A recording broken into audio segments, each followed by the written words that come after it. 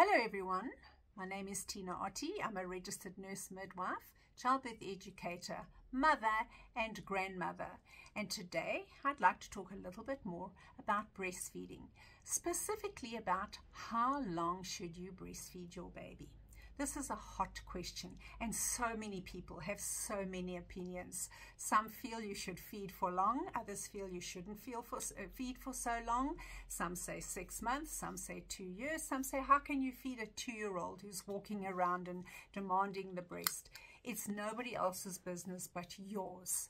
But what do the experts say about feeding, on how long you should feed, and what is the most advantageous time? According to the World Health Organization, they suggest that you feed up to 2 years. If you're looking at the American Academy of Pediatrics, they look at least 6 months to a year. It really depends on you. How flexible are you? And it's important that you are flexible when you're considering breastfeeding your baby, because you might enjoy it more than you think, and you mustn't set a time limit on that. Or perhaps you don't enjoy it as much as you thought you would, especially if you've had challenges along the way. So how long you breastfeed your baby is really up to you and nobody else. And you shouldn't feel that you are judged in any way, because people tend to do that sometimes, especially if you extend your breastfeeding beyond a year. So why would you want to stop breastfeeding your baby?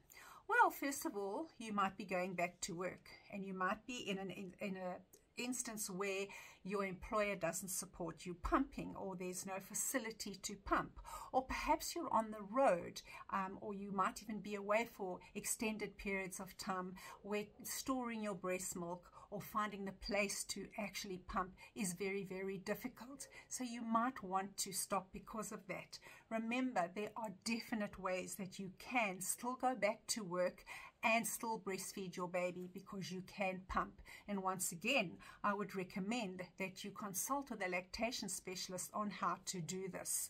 Sometimes moms feel like they want their bodies back.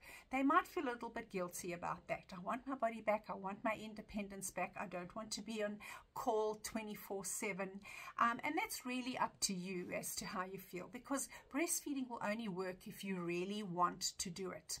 Then, of course, your baby might decide to give you up. Between that 9-month to 12-month, between 9 months and a year, some babies actually stop. They decide once their solid food has been started that that's what they prefer, and they might just, have a little snack every now and again on the breast, and your body will start to make less and less and less anyway.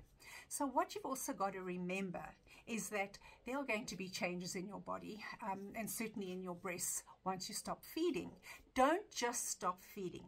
Please get help on how to wean your baby, because you don't want to end up with engorged breasts because you've just stopped and your body doesn't know it yet.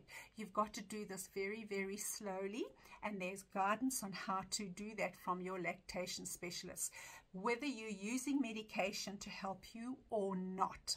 Your breasts are going to be less dense, so they're going to be a little bit smaller. So what you also got to remember is that your fertility has been suppressed while you've been breastfeeding. Once you diminish your feeds, you kind of start weaning off, your fertility is going to increase. So it's very important that you consider some form of contraception once you start to wean, if you haven't done so already. I hope that's given you some food for thought on how long you would like to feed your baby.